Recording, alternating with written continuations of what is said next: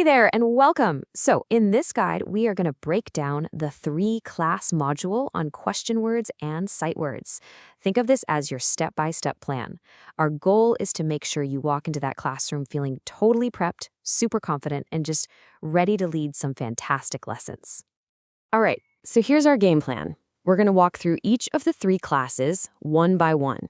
After that, we'll get into the practical stuff, your teacher toolkit, and then we'll wrap it all up with the big idea, the core philosophy that ties this whole thing together. Sound good? Let's dive in. Okay, kicking things off with Class 1. Now, this class is all about laying that super important foundation. We're talking about those essential question words that, really unlock curiosity and get your students talking. So, what are we trying to achieve here? Well, the goal is pretty simple, but it's also incredibly powerful. We just want to get your students feeling comfortable using these basic question words, because once they are, that directly helps build their fluency and, maybe even more importantly, gives them the confidence to actually jump into conversations. All right, here's the flow for the 40-minute class. You're going to kick things off with a fun, creative story chain, a great way to warm everyone up. Then you'll move into the main discussion.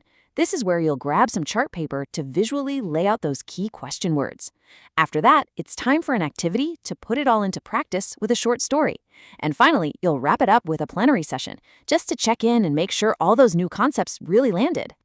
And here's a great little tip from the guide. And trust me, it's a simple one, but it works. Use lots of different colors when you're writing those question words on the chart paper. It seems small, right? But it's a fantastic, super low effort way to grab your students' attention and keep it. Okay, so when it's time to wrap up the class, you're going to use these specific questions. They're really well designed to, first, open up a conversation about anything they found tricky, and second, to make sure that hands-on activity actually helped the ideas click into place. And then, for their take-home reflection, they get to apply this new skill in a really practical, real-world scenario. This is so important because it helps bridge that gap between what they learn in the classroom and their actual everyday lives. And that's really the key to making this learning stick. All right, let's move on to Class 2. Now we're going to see how this class builds directly on the first one by bringing in a whole new set of crucial vocabulary, those high-frequency sight words.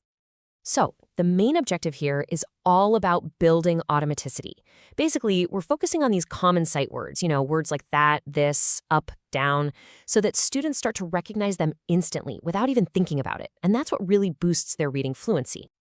Now, the flow for this class is really engaging. You'll start with a calming breathing exercise, getting students to imagine a forest. It's a great way to get them centered and focused.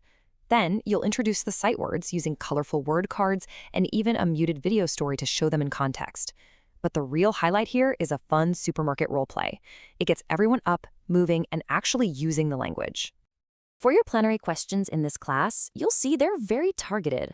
They're specifically designed to check if students have really grasped those subtle but super important differences between words like this and that, or these and those. The whole point is to clear up any confusion right away. And that reflection task, it's perfect for reinforcing the main ideas. See, by asking them to build their own sentences, you're pushing them beyond just recognizing the words. They have to start actively using them correctly, which is a huge step. Okay, on to our final class in the module, Class 3. This is where it all comes together. We're going to take everything they've learned about question words and sight words and start integrating those skills. The big goal for Class 3 is consolidation. That's the key word. We're not throwing any new material at them. Instead, the entire focus is on recapping both sets of words to make absolutely sure they can use them together and use them confidently. So this lesson is designed for active recall. You'll start with a fun freeze game with a song or a rhyme. Then, you'll use real-life objects to ask questions, prompting students to answer in full sentences using those sight words. From there, you'll break them into groups for the main activity, either describing a picture or sorting words from a story. It's a great way to really solidify everything. And the plenary question for this final class, well, it's simple, but it is absolutely crucial. It's just a direct, open-ended check-in. This is your chance to catch any last little bits of confusion before you wrap up the entire module. And that final take-home reflection, it's just a wonderful capstone for the whole module. It encourages students to take all these combined skills and apply them in a creative, descriptive task. Basically, they get to use what they've learned to describe the world right around them. It's a perfect ending.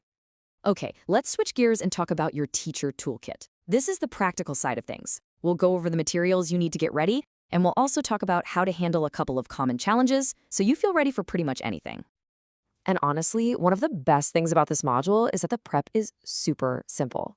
As you can see here, for class 1, you just need some chart paper and sketch pens. For class 2, some white cards. And for class 3, just a few real-life objects you can find anywhere. It's all really straightforward, no need to stress. The guide also helps you get ready for those little bumps in the road.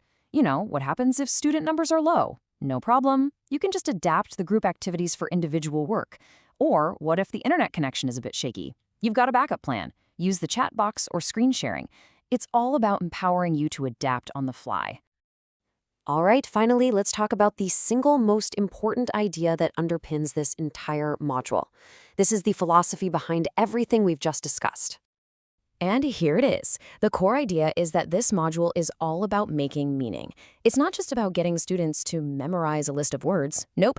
The ultimate goal, from that very first starter activity to the final reflection, is to help your students use language to understand context and to communicate effectively. And that really gets to the heart of your role, doesn't it? This module gives you all the tools and the structure you need. But it all comes down to this final question, a question for you.